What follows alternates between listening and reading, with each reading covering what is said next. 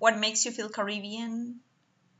Because I was born and raised in the Caribbean in Aruba, and I have some traits and habits and ways of thought that are identified as Aruban and which are the same as many of my friends who I also consider as Arubans.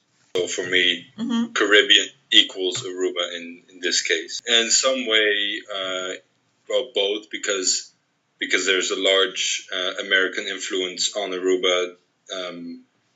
I have picked up some American habits and ways of speaking. What is your mother tongue? Dutch. How many languages do you speak? 4. And I am learning a 5th one. I'm learning Chinese. Where did you learn papiamento? At school. Well, at school and, well, let's say on the street. So any situation outside of home, at a sports club or at the playground at school. Okay. What about English? Did you learn it at school as well?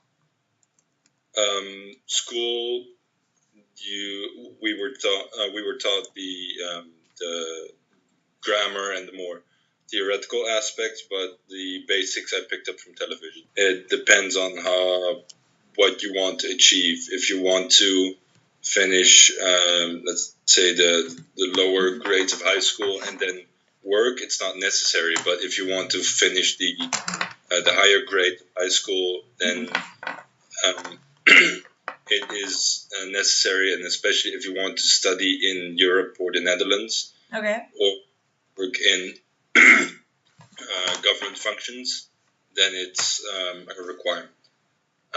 Obligatory languages are Dutch, Spanish, English, Papiamento are obligatory.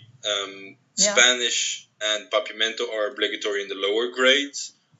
After 3rd grade of high school, you can choose to drop Spanish. Okay. But yeah, Dutch and English are obligatory. Okay. But I do think that there should be a larger focus on Papiamento in school, and especially the theoretical aspects. Mostly spelling, grammar, also writing, of course. I mean, speaking, everyone knows how to speak Papiamento, but I think that spelling and writing and grammar are not enough attention is being paid to those aspects at the moment. There is no there is a standard writing or standard spelling for Papiamento, but not many people know it or adhere to it. So I think that in high school and possibly in primary school, there should be a bigger focus on that, as opposed to having it as having it in the first 3 years of high school for 1 or 2 hours a week. Which language do you use most in your daily life? Dutch. Dutch. Well, Dutch when talking to people, because I mean I live in the Netherlands, but when doing school or aspects or things related to school and academia, it's English because I study English. With my friends, I only speak Papiamento. Only Papiamento. Okay. And which language is used most in the mass media? That depends. I mean, the local news is in Papiamento. International news is mostly in English. Popular sports are in English as well.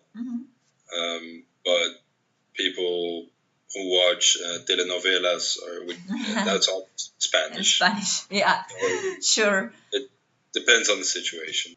It's possible. It's not recommended, but I mean, some form or some knowledge of Dutch is required because you do come across it in day-to-day life, and some school exams, if you go to higher education, are in Dutch. So it is required to some extent, but if you don't plan on finishing education, it's not necessarily required.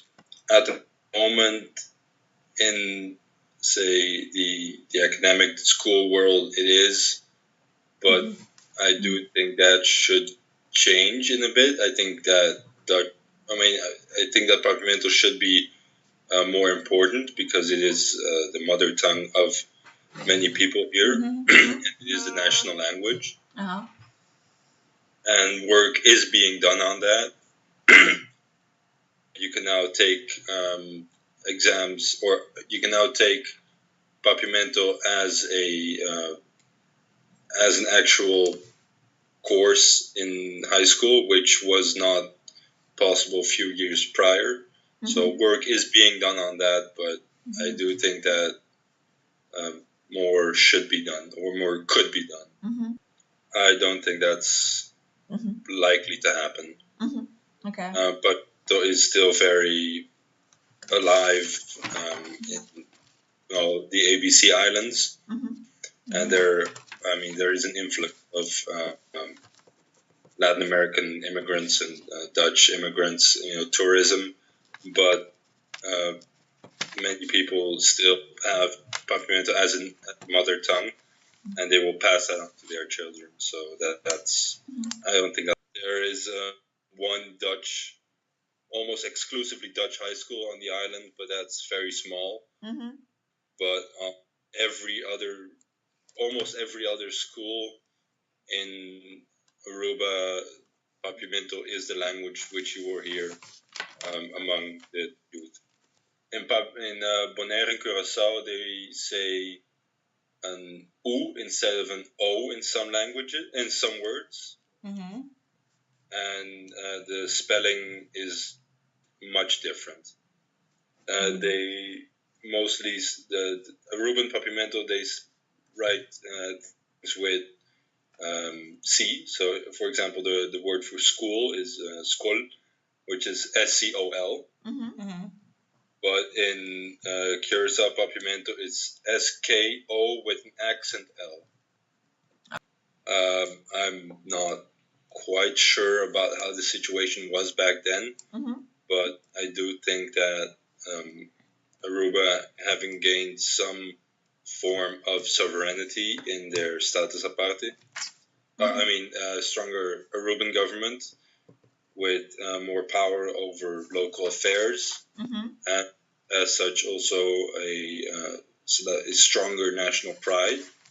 I do think that if the situation continues as it is, that the Netherlands will have to intervene financially sooner or later, because there is a lot of national debt. So that will have to be resolved at some point in the future. But I think that the Staats Aparte of 1986 was beneficial to the country. I think it's in both languages. Some documents are in Papiamento or in Dutch, but then there will be a specific version in the other language. Do think that there is a varying degrees in the past and the recent past, that there has been a resistance to Dutch influence. A number of years ago, the governor of Aruba, who is, I think it was a governor, anyway, someone from the Dutch government did not want to sign the national budget for that year because it wasn't correct, or it wasn't good in any way. And there were some protests of there being too much Dutch influence, and our national prime minister went on a hunger strike. Okay. Because did it work? Yes. But he wanted to. Well, he basically said that Arubans and the Aruban government should have should make their own decisions, and that the Netherlands should not have that much influence on the national decisions and the governmental decisions.